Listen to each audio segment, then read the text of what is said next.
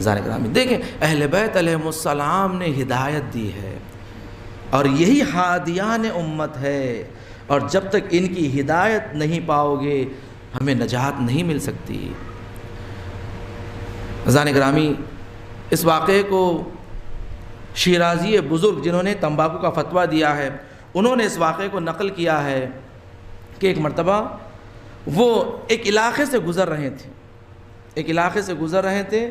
وہاں پر عراق کا واقعہ ہے، عراق سے،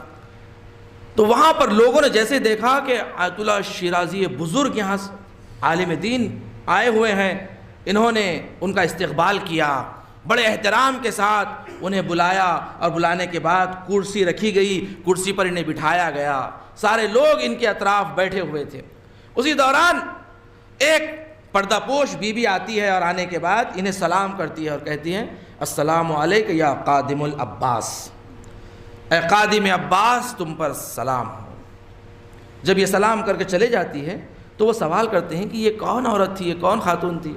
کہ اس نے مجھے اس طرح سلام کیا؟ تو بازو جو بیٹھا ہوا تھا وہ اسی خاتون کا بھائی تھا، اس نے کہا کہ یہ میری بہن ہے، اور ایک واقعہ ہے اس کے پیچھے، وہ یہ ہے کہ میں بہت بیمار ہو چکا تھا، اتنا بیمار کہ تمام ڈاکٹروں نے جواب دے دیا تھا کہ اب میں نہیں بچ پاؤں گا۔ میری بہن مجھ سے بڑی محبت کرتی تھی، اس نے قمر بنی ہاشم سے توسل کیا،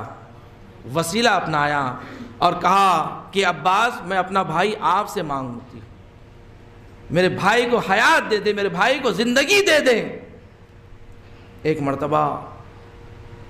میں نے اسی عالم ارواح میں، اس لیے کہ وہ موت اور حیات کے درمیان تھا، کوما میں تھا، وہ کہتا ہے کہ میں اس عالم کو دیکھ رہا تھا، میری بہن توسل کر رہی ہے قمر بنی ہاشم سے، اور میں دیکھ رہا ہوں کہ قمر بنی ہاشم منبر پر بیٹھے ہوئے ہیں اور اپنے خادم کو کہتے ہیں کہ جاؤ جلدی سے جا کر میرے جد رسول اللہ کے پاس میری یہ عرضی کو پیش کر دو۔ آپ کا غلام جاتا ہے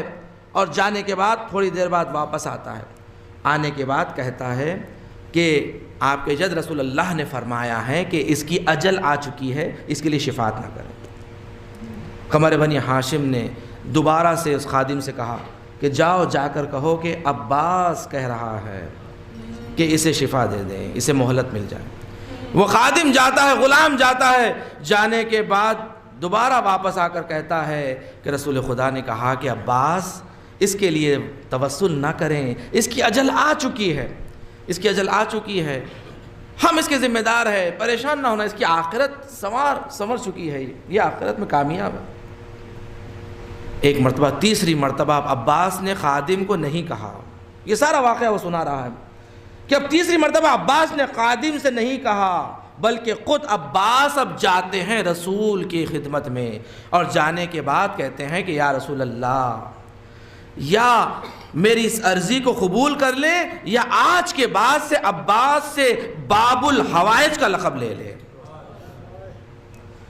جیسے ہی رسول اللہ نے سنا کہ عباس نے کہا کہ یا رسول اللہ، یا اسے شفا دے دیں یا آج کے بعد سے مجھے باب الحوائج نہ کہیں، ایک مرتبہ رسول خدا نے عباس کی پیشانی کا بوسہ دیا، کہا عباس جاؤ تمہاری عرضی قبول ہو گئی ہے، عباس تو کل بھی باب الحوائج تھا، آج بھی باب الحوائج ہے، تا قیامت تک باب الحوائج رہے گا، عباس تیرے در سے کوئی خالی ہاتھ نہیں جائے گا۔